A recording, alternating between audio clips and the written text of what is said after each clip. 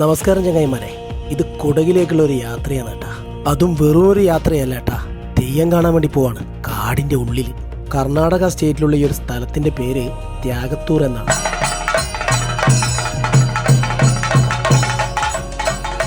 നമ്മളെ കണ്ണൂരിൽ നിന്ന് തന്നെ ഒരുപാട് തെയ്യം കാണാൻ പറ്റുമെങ്കിലും ഈ ഒരു കുടകിൽ പോയിട്ട് തെയ്യം കാണുമ്പോൾ ഒരു ഫീല് വേറെ തന്നെയാണ് കേട്ടാ. ഞാൻ ഇവിടെ വരുന്ന സമയത്ത് മുത്തപ്പന്റെ വെള്ളാട്ടം നടക്കായിരുന്നു അവിടെ. എൻ്റെ ജീവിതത്തിൽ എന്നെ വല്ലാണ്ട് സ്വാധീനിക്കുന്ന ഒരാളാണ് നമ്മുടെ മുത്തപ്പൻ. എവിടെ പോയാലും മുത്തപ്പനെ കാണാണ്ട് വരാൻ പറ്റുകയില്ല. ഈ ഒരു മുത്തപ്പനും മറ്റ് തെയ്യങ്ങളെല്ലാം മനസ്സിൻ്റെ ആഴത്തിൽ പതിഞ്ഞിരിക്കുന്നതാണ്.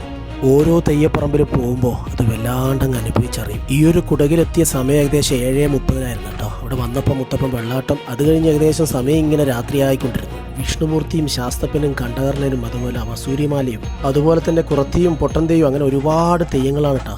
നമ്മളെ കണ്ണൂരിൽ നിന്ന് തെയ്യം കാണുന്നതിന് വ്യത്യസ്തമായിട്ട് കുടകിലാണല്ലോ സ്ഥലം. തെയ്യം കാണാൻ വരുന്ന എല്ലാ ഭക്തർക്കുള്ള അന്നദാനത്തിനുള്ള പരിപാടികളൊക്കെ ഇവിടെ ഒരു സൈഡിൽ നടക്കുന്നുണ്ടായിരുന്നു. ഈ ഒരു കുടകിലെ തെയ്യം കാണുന്ന ഒരു വ്യത്യസ്തമായ അനുഭവം തന്നെയായിരുന്നു കേട്ടാ. നമ്മളെ കണ്ണൂരിൻ്റെ തെയ്യവും കുടകിൻ്റെ ആ ഒരു സംസ്കാരമൊക്കെ ഇഴുകിച്ചേർന്നിട്ടുള്ളൊരു കാഴ്ച തന്നെ.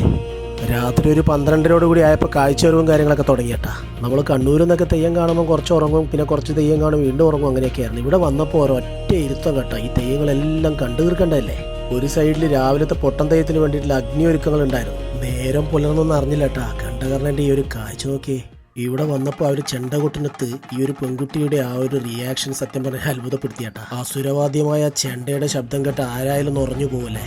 രാത്രി ആ കുടകുമലയിലെ കോടമഞ്ഞൊക്കെ കഴിഞ്ഞ് രാവിലെ ആയപ്പോഴുള്ള കാഴ്ചയാണത്.